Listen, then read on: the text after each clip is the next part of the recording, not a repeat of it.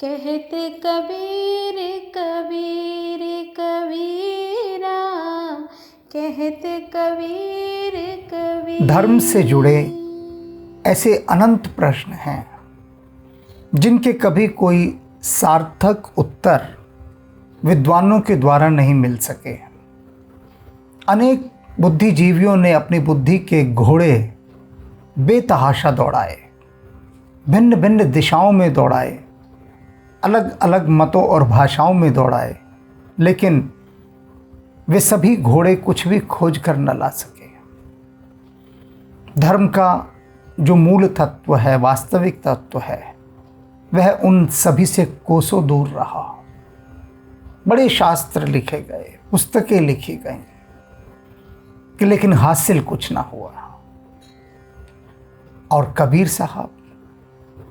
कबीर साहब ने इन सभी जटिल प्रश्नों को बहुत ही सहज रूप में प्रस्तुत कर दिया। उनके उत्तरों को ऐसा दिया कि वे उत्तर जैसे कि कोई बहुत स्वादिष्ट और नरम वस्तु हो और घुलती चली जाए, खाते जाएं, स्वाद दे और घुलती चली जाए और भीतर उतर जाए। ऐसे कबीर साहब के उत्तर हैं। दो बात मैं यहाँ बताना चाहूँगा। एक, रामकृष्ण परमहंस और कबीर दोनों अनपढ़।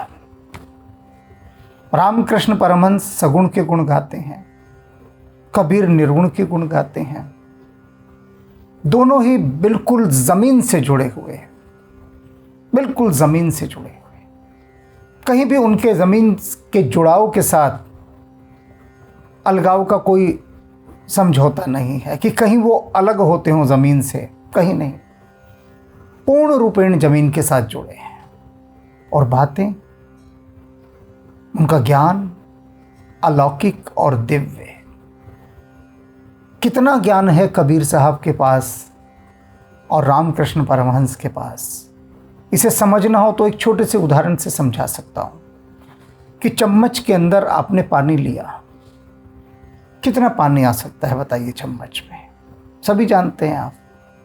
तो चम्मच क्या है? ये जितने वेद, शास्त्र, उपनिषद, जितने भी धर्म ग्रंथ हैं, ये सब समझ लीजिए चम्मच हैं। और उन चम्मच के अंदर जो जल है वह ज्ञान है। तो हमारे सभी शास्त्रों, धर्म ग्रंथों के पास जो ज्ञान है वह चम्मच भर जल के समान है। और कबीर साहब, रामकृष्ण परमहंस, इन जैसे संतों के पास जो ज्ञान है वह ऐसे है जैसे महासागर। अब कहाँ चम्मच का जल और कहाँ महासागर। अब महासागर को कैसे नापिएगा बताइए। बहुत कोशिश करते हैं हम, यूनिवर्सिटियाँ, विद्यालय, बड़ी बड़ी धार्मिक संस्थाएं बहुत कोशिशें करती हैं कि कबीर साहब के कहे की कुछ व्याख्या करती जाए, कुछ था पा ली जाए कबीर साहब ने जो कहा। लेकिन मैंने कहा ना, सागर की था कोई पा सकता है, और ये तो महासागर है। आज कबीर साहब सार संक्षेप में उस धर्म की व्याख्या कर रहे हैं जिसकी कभी कोई व्याख्या कर ही नहीं सका, हो ही नहीं सके। बहुत कुछ शास्त्रों ने कहा, बहुत कुछ ऊंचे ऊंचे शब्दों में कहा, लेकिन जो भी कहा उसके विरोध में दूसरा मत आकर खड़ा हो गया। अब कर लीजिए, आप क्या करेंगे। ऐसी कोई परिभाषा धर्म की कोई स्थापित नहीं कर सका जिससे सभी सयाने एक मत कहा जा सके, सब सहमत हो। लेकिन कबीर साहब यहां करते दिखाई देते हैं। तो क्या है वह सूत्र जो कबीर साहब फरमा रहे हैं? सुनते हैं। जहाँ दया तहाँ धर्म है, जहाँ लोभ वहाँ पाप। जहाँ दया तहाँ धर्म है, जहाँ लोभ वहाँ पाप। जहाँ क्रोध तहाँ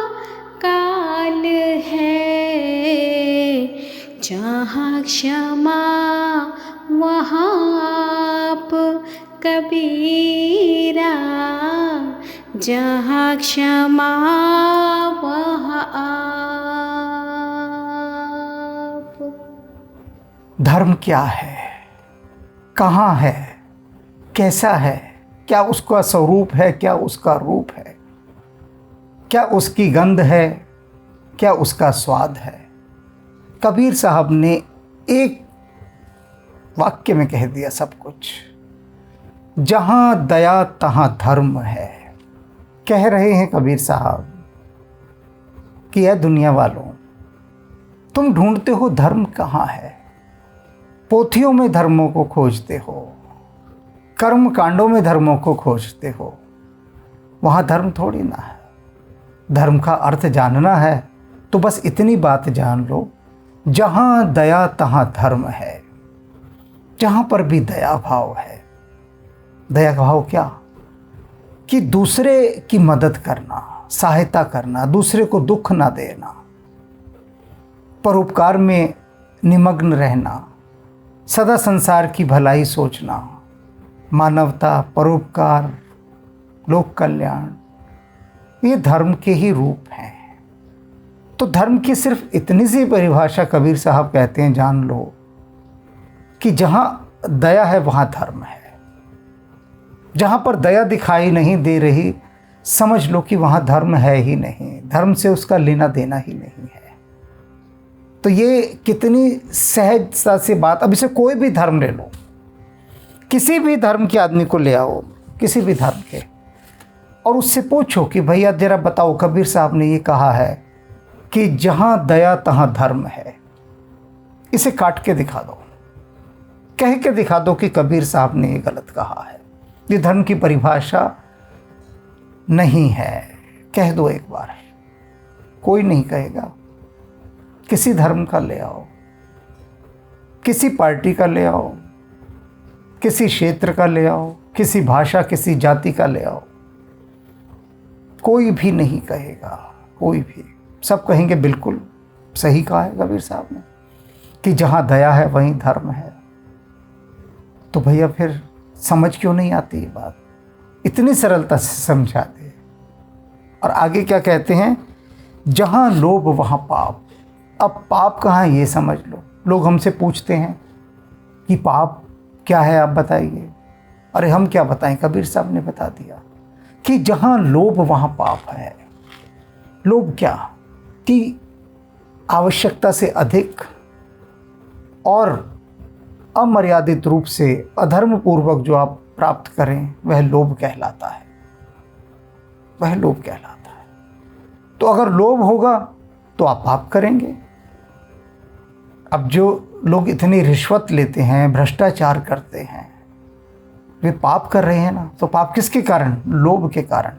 लोभ किस बात का लोभ? अधिक धन का लोभ, दूसरे को सताकर शोषण करके उनसे धन प्राप्त करना। हर रिश्वत लेने वाला जानता है कि वो पाप कर रहा है, लेकिन फिर भी कर रहा है, जानते बूझते भी कर रहा है। वो जानना क्या है? बाहरी बाहरी जानना है, ऊपर ऊपर, आउटर पे, सरफेस पे। तो जो बाहरी जानकारी है वो सिर्फ इंफॉर्मेशन का काम करती है, ओनली इंफॉर्मेशन, एक्सपीरियंस का नहीं, सूचना का काम करती है, वह अनुभूति का नहीं। तो अनुभूति के तल पर यह संदेश कभी नहीं जाता कि जो रिश्वत ले रहा है वो पाप कर रहा है, जो धोखाधड़ी कर रहा है, धोखे से धन कमा रहा है, वो पाप कर रहा है। ये चेतना के पास ये इंफॉर्मेशन नहीं जाती, तो वो जानना बाहरी बाहरी हो गया, उसका फर्क नहीं पड़ा। पर कबीर साहब ने समझा दिया कि पाप क्या है? लोभ। लोभ नहीं हो तो पाप भी नहीं होगा। जहाँ क्रोध तहाँ काल है। अब कहते हैं मृत्यु कहाँ है? काल माने मृत्यु। जहाँ क्रोध है, अब इसे समझिए, ये छोटी बात नहीं है। कह रहे हैं कि जहाँ क्रोध है वहाँ काल है। क्रोध के आते ही जो सबसे पहला काम होता है ना, वो क्या होता है?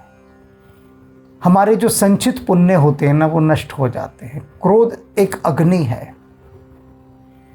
तो ये अग्नि सबसे पहले क्या करती है? सबसे पहले हमने जितने भी आज तक अच्छे काम किए हैं ना, उनके ज़्यादातर हिस्से को वो जला डालती है, ज़्यादातर। इसलिए आपने देखा होगा कि बारंबार, हर बार जब भी कोई प्रसंग होता है तो हम क्रोध से बचने की बात करते हैं कि क्रोध से दूर रहो। ऐसे अनेक लोग मैंने देखे हैं, अनेक लोग, भीड़, इतनी सी बात होगी, बहुत छोटी सी बात, कुछ भी नहीं होगा, और क्रोध का ज्वालामुखी फट जाता है, ज्वालामुखी। छोटी सी, किसी की गाड़ी गाड़ी से जरा सी टकराई, खरोंच लग गई, किसी का शीशा टूट गया, कुछ नहीं हुआ, बस एक शीशा टूटा है, लेकिन क्रोध का ज्वालामुखी फट जाता है। अब उस क्रोध करने वाले को यह नहीं पता कि आज तक तूने जो भी अच्छे काम किए थे, जो भी अच्छे काम, तेरे इस क्रोध की अग्नि ने उनको जला डाला। उसे समझ ही नहीं है, जानकारी नहीं है, भड़का हुआ है, क्रोध कर रहा है, गाली गलौज कर रहा है, लोग मार पिटाई कर रहे हैं, छोटी छोटी सी बातों पर, छोटी छोटी सी। बड़ी की तो जाने ही दीजिए, उसका तो यहां जिक्र ही नहीं करना, बड़ी बातों का। मैं तो छोटी छोटी बातों का कर रहा हूं।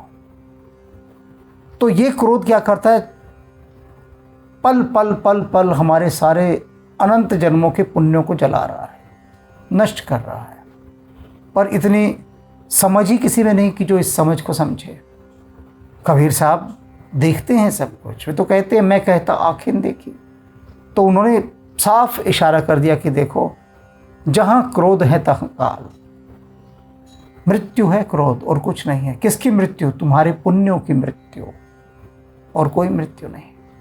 ये बात कोई नहीं समझाएगा, सब यही कह देंगे कि हाँ क्रोध करना बुरी बात है, बस एक लाइन। अरे क्यों बुरी है? क्रोध तुम्हारे पुण्यों को खा जाता है, और क्रोध करने वाले के भीतर बीमारियों का घर धीरे धीरे बनने लगता है, क्योंकि क्रोध की ऊर्जा पहले उसी को भीतर से जलाती है, तो जख्म पैदा कर देती है अंदर, और वो एक दिन जख्म सामने आते हैं, तब वो समझ ही नहीं पाता कि मेरे साथ ये हो क्या रहा है, जबकि खुद के किए जख्म हैं ये।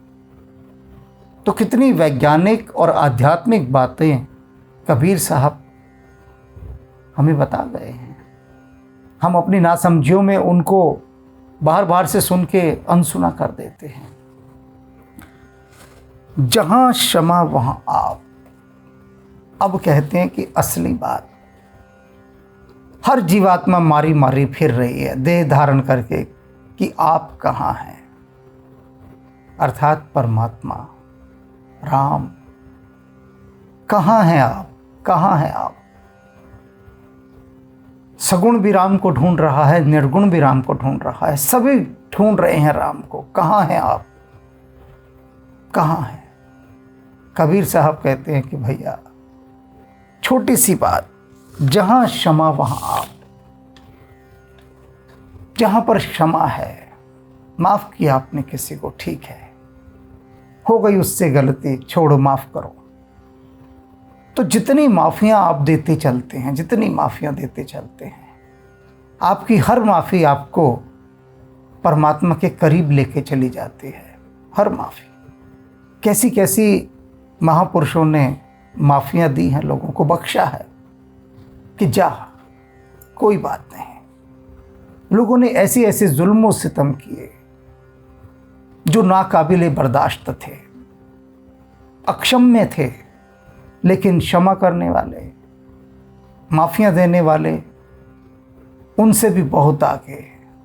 उन्होंने कहा कर लो जितने भी जुल्म सितम करने हैं, हम तुम्हें हर लम्हे माफ़ किए जाएंगे। और वो माफियां देते गए, देते गए, देते गए।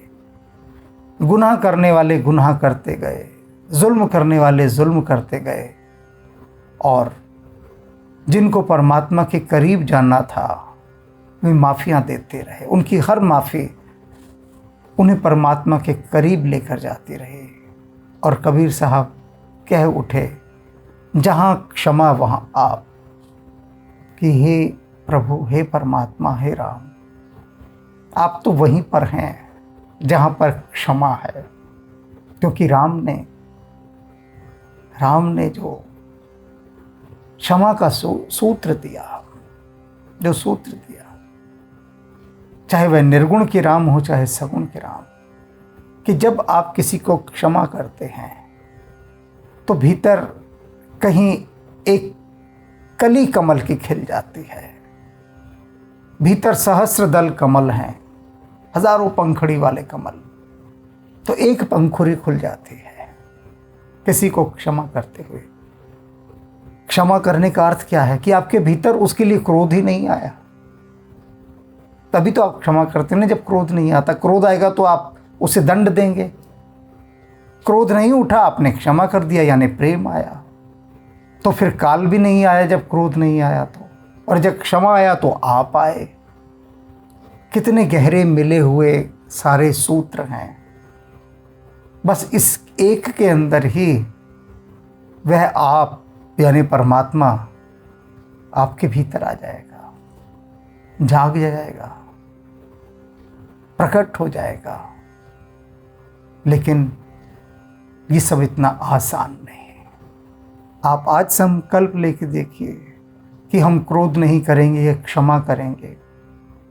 1 घंटा भी नहीं बीतेगा कि आपको क्रोध आ जाएगा और दूसरे को दंडित करने का भाव भीतर उठेगा। ये सत्य है, क्योंकि माया